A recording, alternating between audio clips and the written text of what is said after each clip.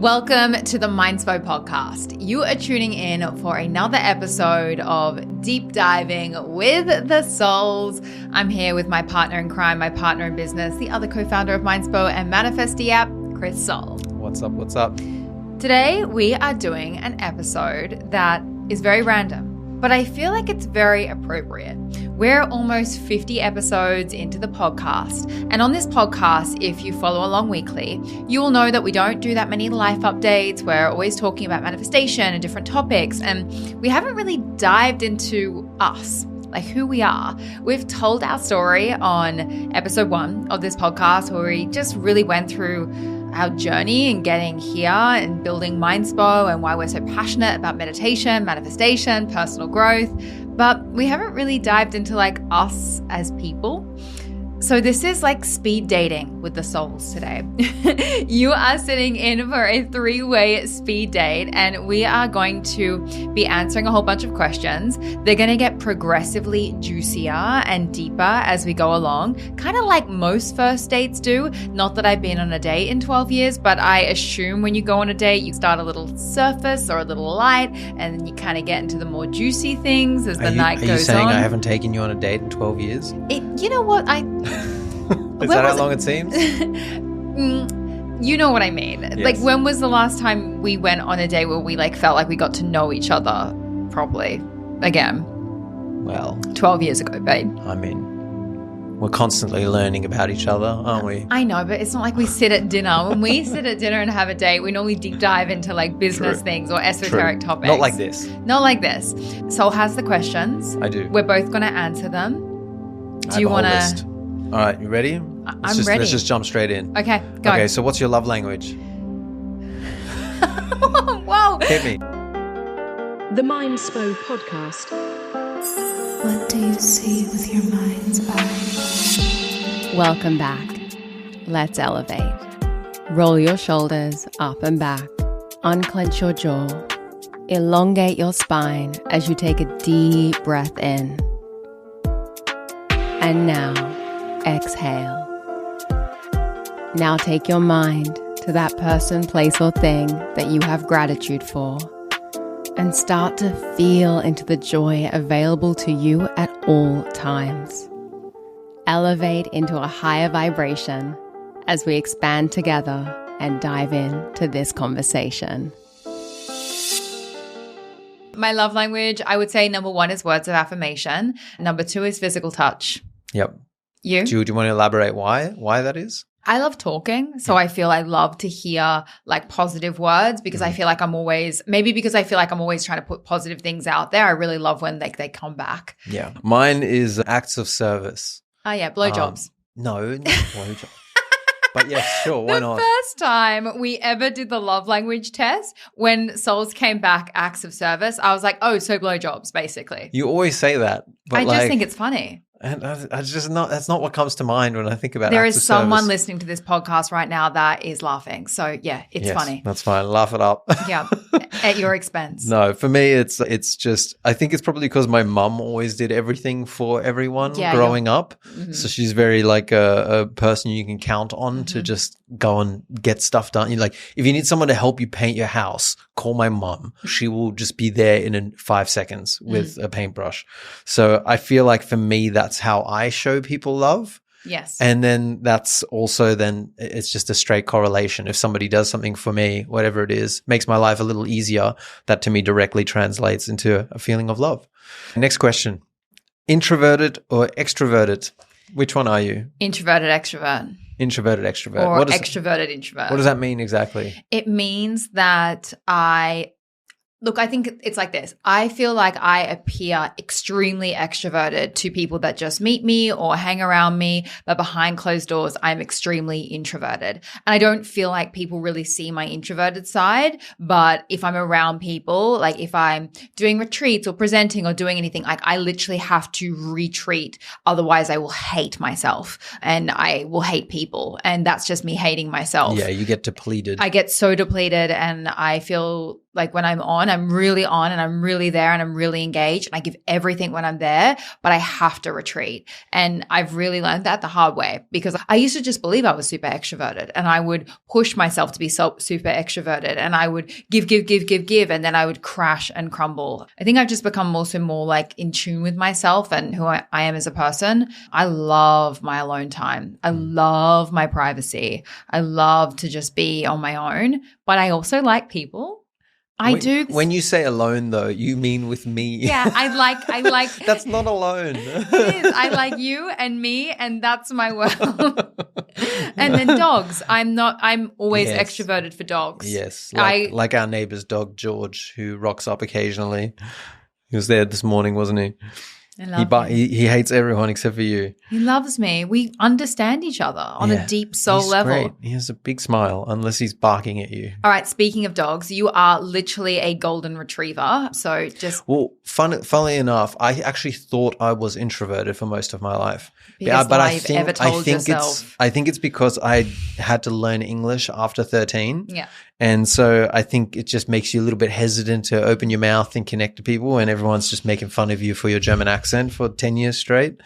And little Chris. But also I quite enjoy my alone time as well. I'm quite good alone. So I think the combination of those two things, as plus a little bit of social anxiety, made me think actually that I was introverted until I did a personality test. I can't remember which one it was, but it basically told me that I was like 95% extroverted. And then it made me realize that I can just talk to absolute randoms on the street for hours and feel energized when I walk away. So that seems to be the hallmark of an extrovert. You are so extroverted and you can talk and connect with anyone. I get a kick out of it. You're a golden retriever. You're a Labrador. You are just go, go, go, go, go. And I'll take you anywhere and we will be at a cafe and Soll will just retrieve friends and all of a sudden we will have these new people. Yeah, it's great. It's incredible.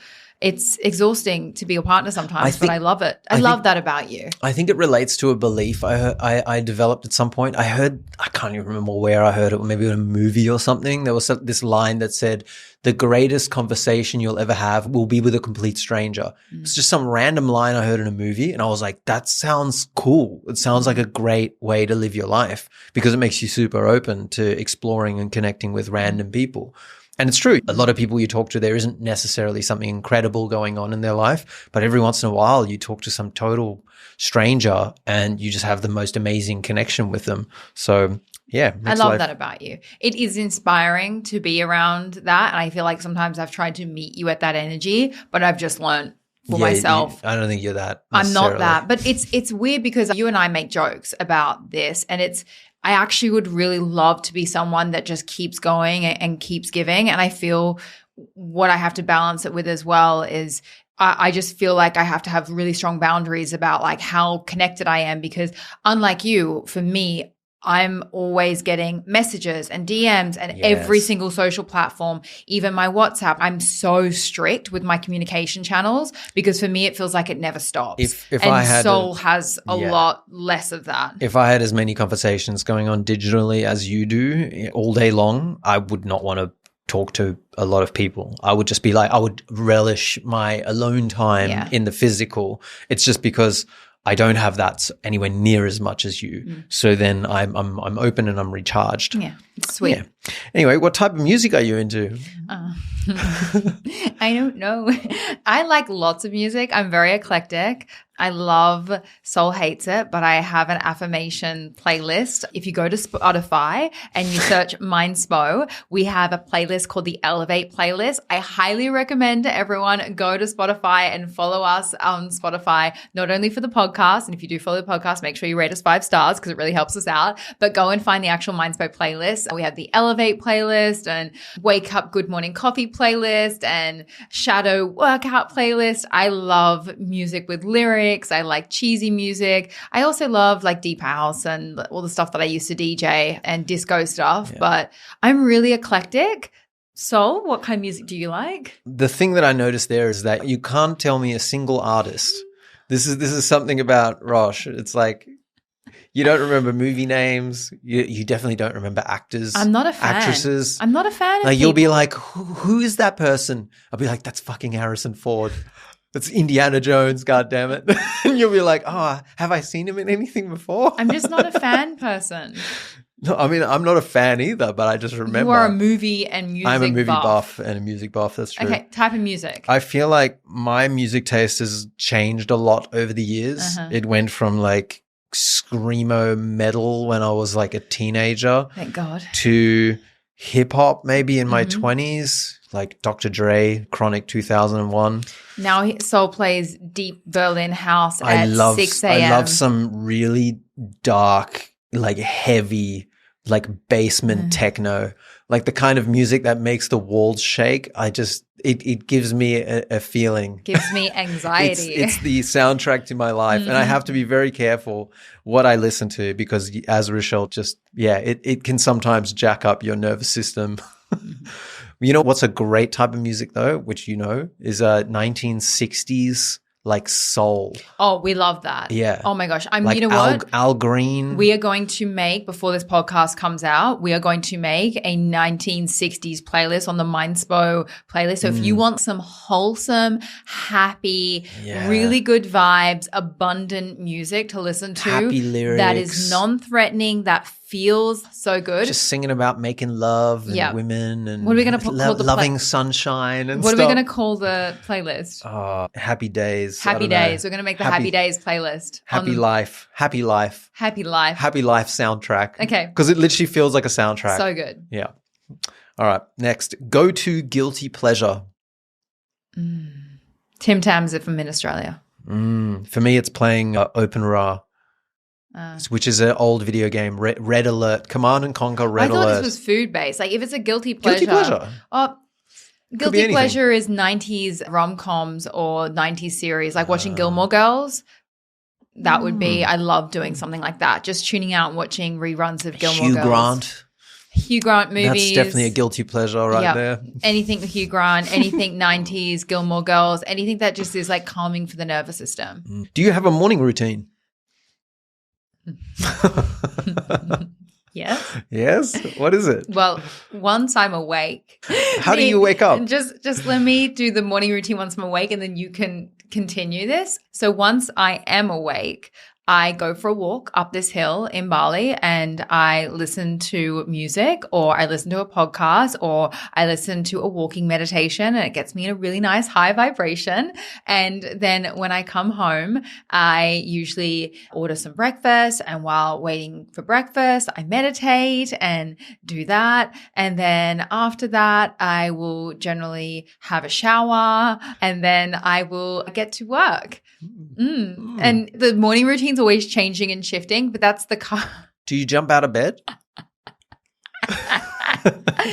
Right, I am basically the human alarm clock for Rosh. I will just jump out of bed as soon as the alarm goes off. I'm just like straight up, but I have to then wake you up and you're so cuddly in the morning. You just like try to reach out to me and then I'm not in the right state of mind either. So I'm like, I'll just lay down for a moment. So probably 2-3 times a week.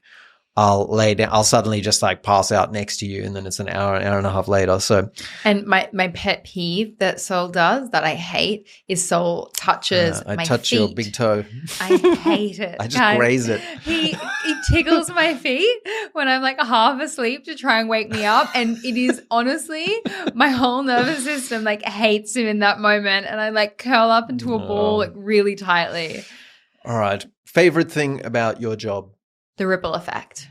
I love the ripple effect.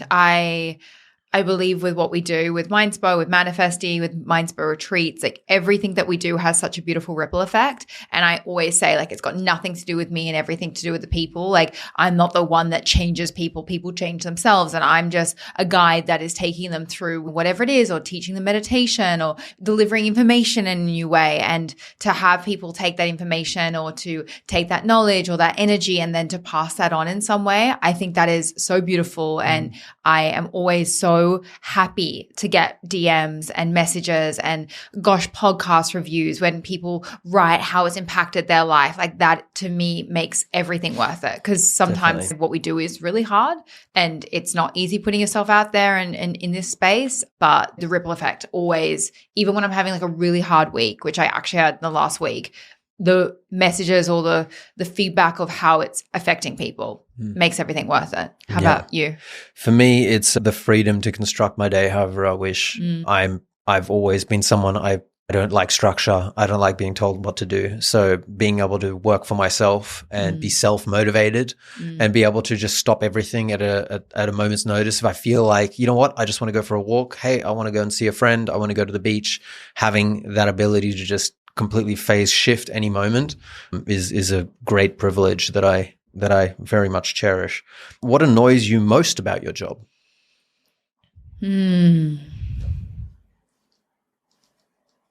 I can go first if you want. Yep. For me, it's not knowing when it stops. Because as much as I love working, I find that I can easily overwork. Whereas back when I used to work in corporate, etc., it's like you get this build up to Friday, and then it's Friday, you're done, and you go for Friday drinks, and then it's like you enjoy the crap out of your weekend because there's nothing to do. You're off of the clock. But obviously working on businesses that you're actually passionate about, that you are creating the momentum yourself, means it's so easy just to keep working on a Saturday. Maybe you're working until 10 o'clock at night if something's happening. And I feel like that's the one thing. It's a happy sacrifice. I'd much rather have the ability to do whatever I want and work and not have that off feeling. But that's probably the thing that I miss sometimes a little bit. The feeling that like, oh, I'm done for the day, for the week, for the month, which is something we don't really feel ever, really. There's always the next project waiting right behind the project that just finished. So true. I'd say for me, being misunderstood.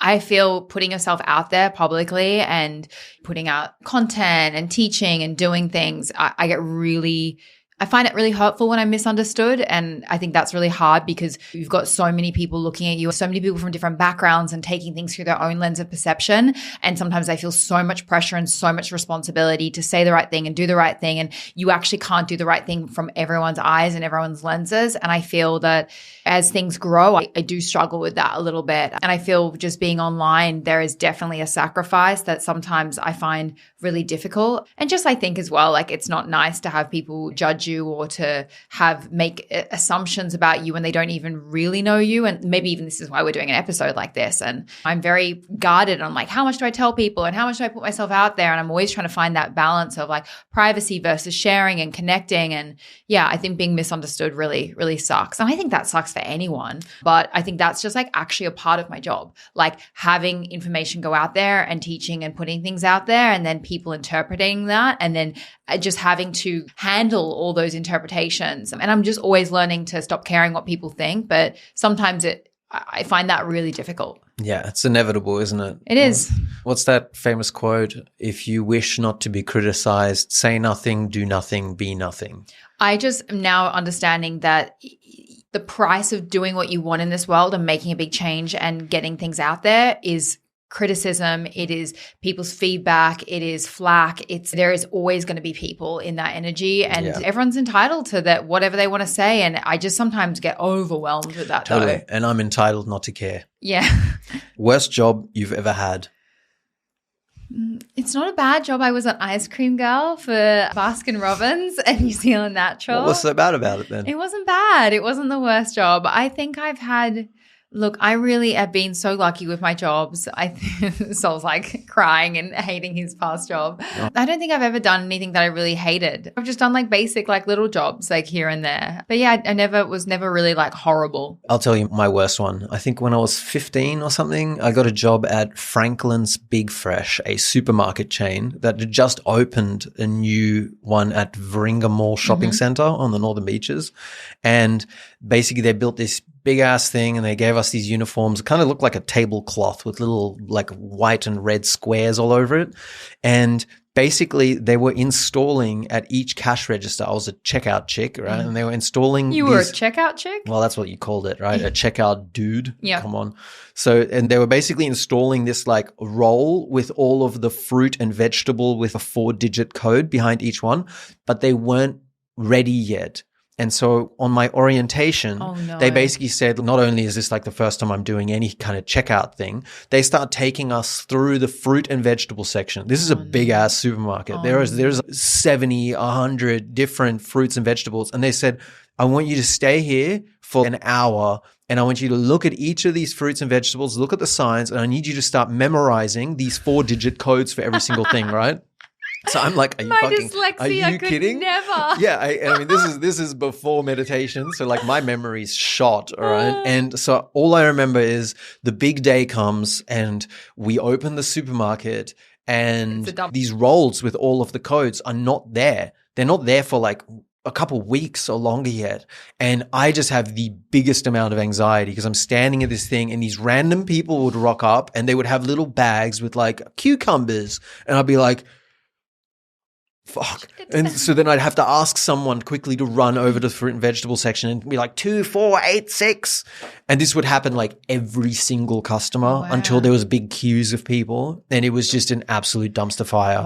Wow. Like I can literally feel the anxiety in my body right now. Looks like you need to do breath work around that. Honestly, I also worked at Target, and Target was great because they had this slot in the middle of the checkout register where you would put the coat hangers. So you'd have people would bring clothes, you take the coat hangers and you put it down this slot.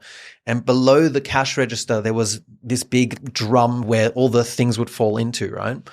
But what you could do is if the manager wasn't around, you could look around when there's no customer. I would literally pull the thing out and I would sit down underneath my checkout register and I would set an alarm on my Nokia phone for 10 minutes and I would literally just fall asleep and have a nap under my register. Employee of the month right here. Yeah. Oh my God. I actually got fired from that job with rightfully so. Best career decision you've ever made? You go first. Quitting my full-time job. That was the best thing I ever did, 100%. And you know what? I knew all the way along, deep in my bones, I was like, I am not meant to be in this position. I'm meant to be creating things. I'm meant to be running things, not because I'm power hungry or something, but I just knew that there were things inside me that need to come out and it was never going to happen in those environments. I tried many different jobs. I knew the whole time. My uncle in Bavaria, he runs his own show. He's always been, I think I take after him a little bit. And I was like, I'm going to be like him in the sense of I'm going to run my own company and construct my life however I wish. So the best decision I ever made was leaving that environment when I was 26 because I was just absolutely burnt out and then life just got so much better afterwards. My best career decision is something that I want to just give to everyone as like career advice. I believe the best thing you can do in your life is listen to the voice, your gut, your intuition. So whatever your gut, your intuition, that inner voice is telling you to do when it comes to your career, when it comes to business, when it comes to life, that is what you should do. You just need to listen to that inner guidance because that is never going to lead you astray. Love that. Absolutely. If you're listening to this podcast, I'm guessing that you are into manifestation, which means it's highly likely that you've made yourself a vision board before. Vision boards are super popular because they can really work. But have you heard of a vision board movie before? A vision board movie makes it easy to make use of one of the biggest manifestation secrets of them all, emotion. Why is emotion important? Because your emotions are literally energy in motion. It's a signal that you are sending out to the universe because what you focus on expands. And when you focus on a movie of your future and you feel an elevated emotion, you can literally supercharge your attraction ability. And that's why we created Manifesty, your manifestation bestie. We spent 2 years building the manifestation app of our dreams. And with it, you can make your very own manifestation vision board movie. Manifestation makes manifesting so easy with a whole set of functions that will literally turn your phone from a distraction machine into an attraction machine. And if you love this podcast, then I know you are going to love this app. You can download it right now for free. And if you choose to subscribe, it's also one of the best ways that you can support us here at Mindspo to continue the work that we do. Find it now in both app stores by searching Manifesty. That's Manifest and then IE. And start your free trial today. Thanks so much for listening. And now let's get back to the episode. Career advice you would give your younger self? If I could go back in time and I could tell my younger self something, it would be to stop putting myself in a box. Try everything, experiment with everything, allow yourself to just expand and evolve and fail. Don't be scared of failure. Realize that all failure is feedback. And if you can just go and try things, that is how you're going to learn about yourself. That's how you're going to learn about people. That's how you're going to learn about money, like the industry, everything. So just put yourself out there. And especially when you don't have all of these attachments and these things that can go wrong, especially when you're young and you don't have all this stuff. Like you don't have a long-term relationship or a house or a mortgage or any of these things. Responsibilities. Responsibilities. When you're young, it is the time to take risks and literally just do it for the plot. Continue to do things for the plot, have fun with your life, and just stop fixating on failure and instead just see everything as an experiment. And every time you fail, you're just getting feedback. I think career advice I would give myself, my younger self, is to spend more time getting into the minds of other people because I think we are such a naturally self-centered species. It's a survival tactic to think about yourself and what you want and what I like and everything. But there's so much power in really putting yourself in somebody else's shoes and asking yourself, what problem does this person have that you could solve for them? And I think that is the biggest recipe for success. There are so many issues and challenges and ways that people would love to get some help and some support. And meanwhile, everyone's just thinking about, what do I like to do? And it's if you could combine what actual relevant problems are that a lot of people have, and then think about what you like to do and how you can match those two, and just all day long scanning and thinking deeply into that. I think the sooner you can do that, I think most people never do that in their entire lifetime. If you could start that real early, my God, then you just start to see opportunities everywhere you look. Nice. So yeah. Do you live by a motto? I live by the motto that I create my own reality. I have a motto which is always expect to get lucky. So how can someone earn your trust? I think the one moment that I ever trusted someone the most was when Beth, my best mate, turned around to me, and I think I was like having a moment where I was like questioning her around something, and she just turned around and goes, "Rochelle, if you killed someone, I'd bury the dead body with you." And I don't think I've right answer. ever trusted anyone more in my life, right. And I'll never forget how comforting it felt. And that sounds really intense, but I think for me it was just a. Have you killed many people? Shut up, Soll. It's not. I think it was just more of a thing of I just felt like she was with me to like the end. So I feel like just when someone really has my back, and what I mean by that is that's like such a like over the top, just someone just saying something flippantly. But it was, I think whenever someone really shows me that they have my back and that they're on my side. Someone's willing to commit a crime with you, for you. And become an accessory. Chris, I've never committed a crime. You know how paranoid I am. Can you come on. At this point in time, everyone has committed crimes one way or another, whether you like it or not. What crime have I committed? Let me think. I mean, you definitely have a very light rap sheet. That's very true. But I'm sure I could think of something. Okay, like jaywalking on the side of the street exactly. or something. Literally, but you know planet me. of bullshit laws. I am the most like I'm not. Yes. I know. So, Libra. You're very concerned with balance and not, yes. What I'm trying to say to answer the question is I think when someone really has my back and they'll go to bat for me. You know why I love Megan so much? Megan Rose Lane. Like Megan is someone in my life that I feel like will always be there for me no matter what's going on. And she'll call me out and help me grow. It's not like I don't like yes people. That's not it. Like I'm actually not someone that wants someone that just says yes to me. I like people that help me evolve and challenge, and I want to always get better and improve. Like that's one of my fundamental things. But I just like people that are there for me like no matter what. And just that's I think if you've got my back. Also like loyalty when you stay with me like a long time, or I feel that I have that with my team actually. Yeah. Shout out to Inez. Inez is someone who I trust with my life. like with everything, and Annalise as well. Like I've gotten really close with Annalise. There's people that I feel very like that really get to know me on a personal level, and I just feel like they'll be there for me and I'll be there for them and I'll always help them. You know what I mean? And they'll always help me. Soul knows this about me. I'm very much... You're a little slow to give trust, which is understandable because your trust has been betrayed when you were very young. So.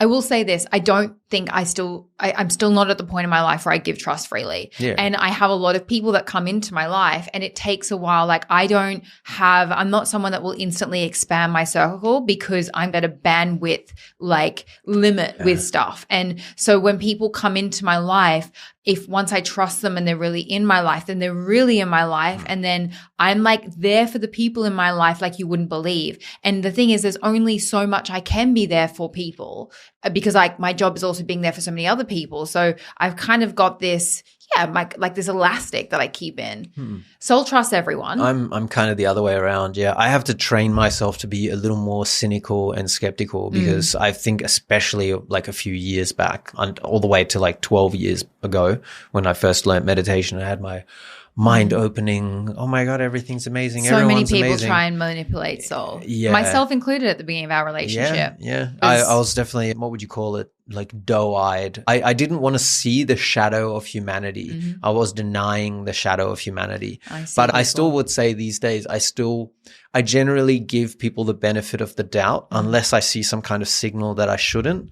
So I generally give trust or give trust until it's broken.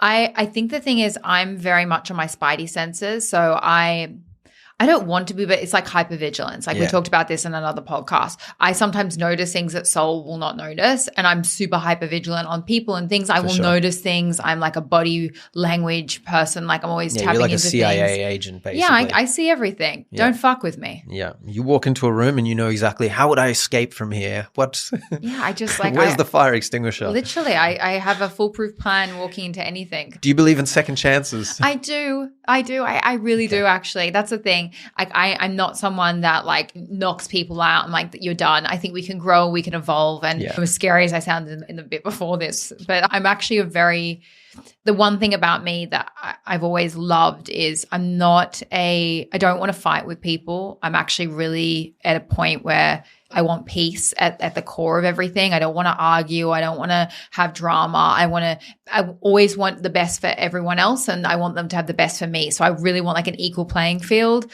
Libra. So yeah, I think that's how about you? Yeah, I do believe in second chances. It does depend on what it is, just because I realize there are so many people on this planet that it depends on what it is. Yeah. If it's something really, really heavy, you might be like, you know what? There's so much room to meet new people.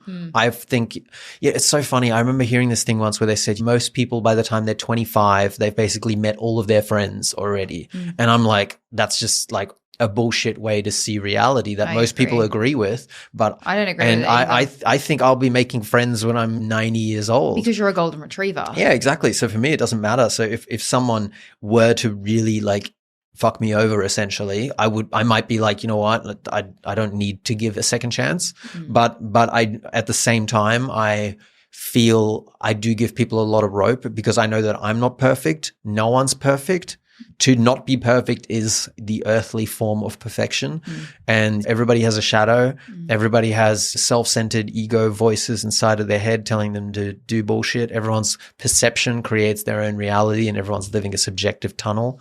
So it's like you do have to give people a little bit of room. I think the biggest thing is just to be very upfront and transparent and call people out on their bullshit. And then you'll see what kind of person they are. Because if they fuck you over somehow and you call them on it, and then they go, you know what? You're right. I did do that. I apologize. I didn't mean for that. I had this story in my head. Then like that shows, okay, self-awareness, that shows accountability, vulnerability. Then you can grow from there. But if someone is just denying it or constantly justifies what they did, it might just be time to find another person. There's 8 billion of us now. There might be a couple more best friends in your neighborhood that you've never met, let alone the rest of the world. How do you interact when someone disagrees with you? when someone disagrees with me. Yeah. It's actually funny these days. When people disagree with me, I just believe that everyone is seeing reality through their own unique lens of consciousness, and that everyone is also seeing reality through their level of consciousness. And I actually am so used to people disagreeing with me these days, and I don't really give a fuck about being right because I'm not really attached to being right. And I think that's one of the things that has brought me so much peace on social media, because if I believe that I always had to be right and someone else having a different opinion of me was a problem, I could not do what I do, because I'm sure there are so many people that listen to me talk about manifestation or insert whatever esoteric topic that I've discussed on this podcast that think it's a whole load of shit. But I think one of the things that I have the ability to do is I can actually see things from their lens of reality. And some of my friends aren't like spiritual or esoteric or in that realm at all. And I actually love that, because I'm such a person where I'm always wanting to be around other people. I think we're so in a echo chamber, which is such a dangerous thing, to be with people that are always blowing smoke up your ass. The only time I've ever evolved is when I've been around other people. Now, if someone disagrees with me and they want to fight with me over it, I'm just so fucking not interested in fighting with you. I do not waste my energy on that. I'm more interested in like, why do they believe that? And I would just listen rather than debate. Also, truth can be so subjective when you think about it. What might be right for you is actually wrong for the other person. So if you both, I remember there was some experiment in Real Magic, the book by Dean Radin. He talked about how they did these experiments with a group of people who believed in the law of attraction, in manifesting. And so then they performed some kind of action and they could show the result. But then they took a group of the same size. Yeah. They did the exact same thing, but they didn't believe that it would work and they couldn't produce the results. So that means you could have these two groups of people could actually be arguing from their subjective standpoints. And one side could be like, it's not real, it doesn't work. And the other side says, no, it is real and it does work. And guess what? They're both right. So exactly, arguing is. Can I say one more point that I always say now, actually? With retreats or anytime I teach, I always say, I'm not your guru. Take what you like, leave what you don't. Because I've realized in personal development, there are so many things that we can teach or talk about, and it may not apply to someone's situation and the way that you explain it. And I think that it's just so important to realize that we're all at different, no, I don't want to say levels, but we're all experiencing different things, and different things are applicable to us in different moments. When you want to give up, what keeps you going? The ripple effect.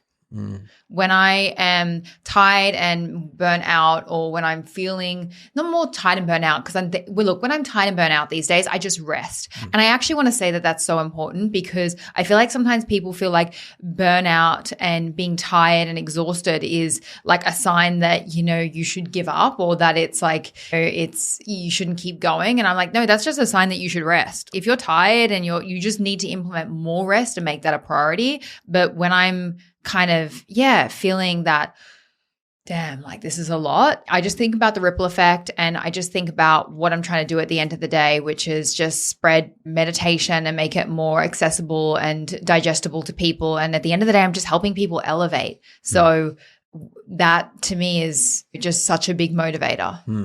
How about you? What do you do when I want to give up? I think there's two things that keep me going. One is a belief that I'm relentless. Oh yeah, that as well. So I know that relentlessness is a secret to success. Like you can't fail if you never give up, right? And that doesn't mean that you shouldn't give up certain things if you feel that it's absolutely leading you in the wrong direction. I'm not doing anything in my life that I feel is leading me in the wrong direction anymore. I have that luxury. So it's if I get tired, if I get fed up, if I feel like I'm climbing up a hill sometimes for a while, it's like, I'm all good. I just don't give up. So that's one. And I think the other part is having the awareness that you never ever get there anywhere. There is an illusion. So just find ways to make here more enjoyable, which maybe that's by implementing more gratitude, more balance, maybe taking a little time off, Love that. Gamifying things somehow. But like if it feels like I want to give up, then it just means I need to tweak things maybe a little bit, or maybe I just need to rest a little bit and then come at it with a fresh perspective. If you could relive one moment in your life, what would it be? I actually want to say the moment that we were in our tie-dye onesies. That just popped in my head, and you just quantum put that in my brain. Because we're telepathic AF. Yeah. So much of this, you and I constantly have the same answers or take things off each other. I remember, so there was this time when we were in Mykonos. It was our first time going to Mykonos, wasn't it? I think so. It was our first time going to Mykonos, going to Europe. And we had these one-piece tie-dye onesies. And then Soll and I got on this quad bike and just drove into town in them. And at sunset, we weren't drinking either. We weren't drinking at all in Mykonos. It was like your first time also being to Greece and not drinking or being to Europe. And you were saying how weird it was. And I was like, yeah, like I don't want to drink. And I wasn't really big in drinking then. And now I haven't been sober for a year. So some things don't change. But you know why I think that moment, and maybe this is something that you and I need to work on.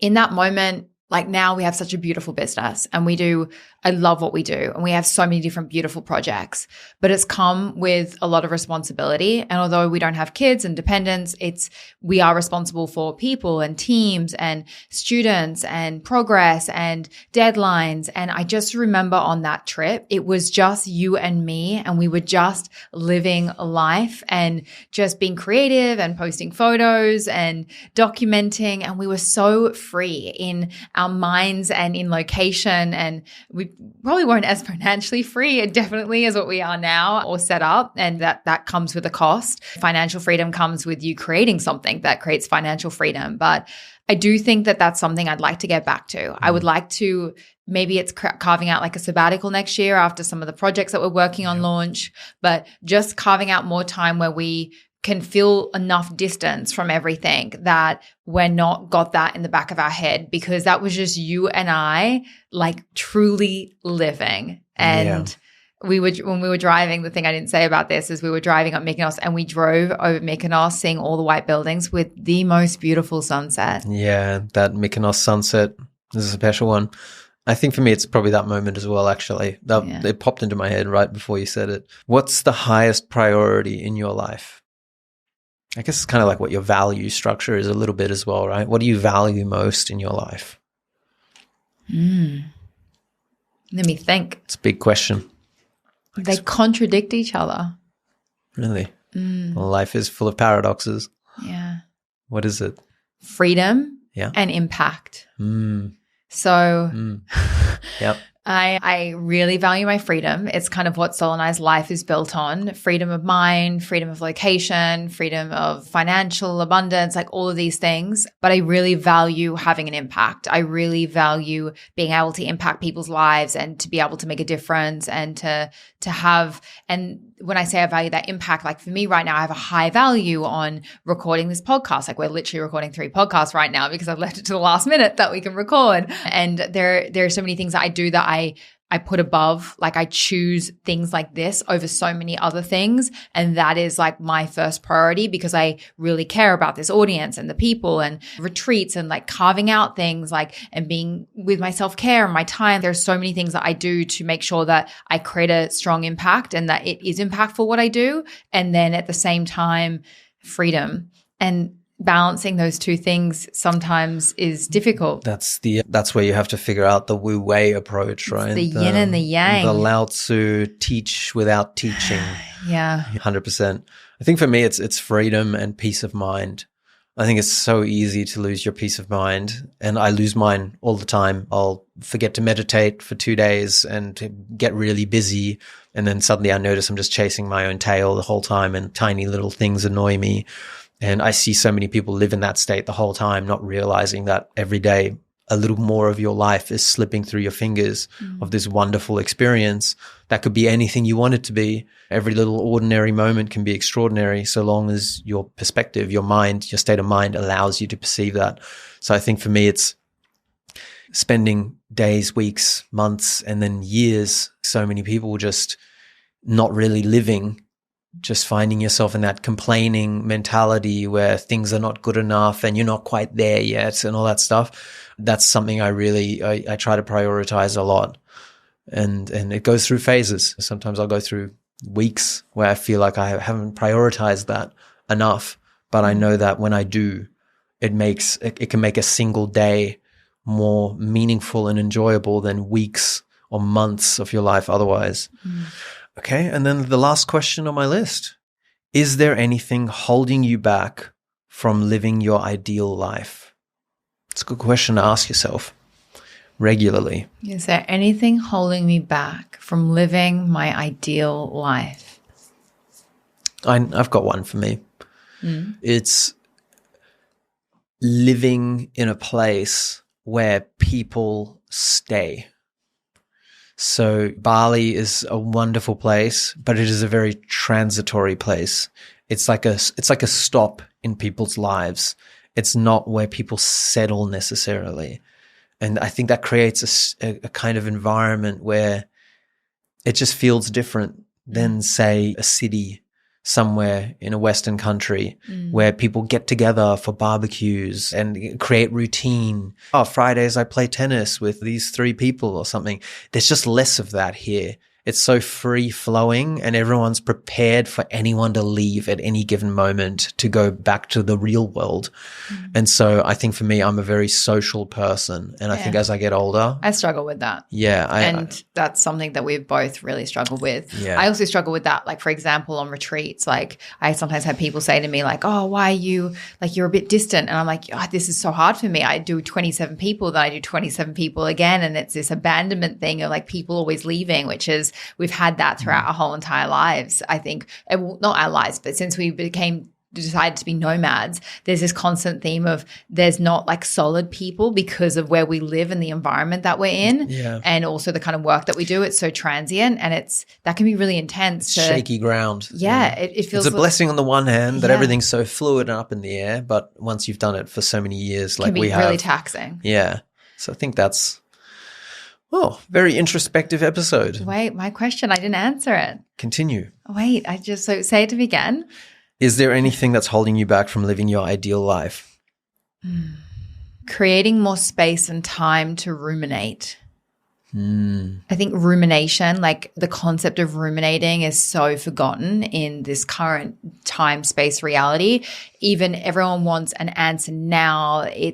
There's this like fastness to the world. Like even in situations, like everyone just wants you to react and do everything now. And I think the nature of content is so fast and everything is so fast. And I think it makes us lose the time for rumination. And I think moving forward in what I want to do with my career is longer term projects. Like I want to do things that really have more meaning, that stay around for a longer period of time. Also writing meditations, like to me, that is like such a process and a labor of love. So I think it's creating like more space to be offline and to have that time to reflect and really think and to spend time on things. And I feel like that's really for me the idea of dreaming big and living slow. That is the embodiment of that. And that's why I'm so in awe of that lifestyle. And that is something that I'm constantly learning to expand in, because if I can continue to dream big but live slow, that to me is my ideal life. That's a life that I want to live.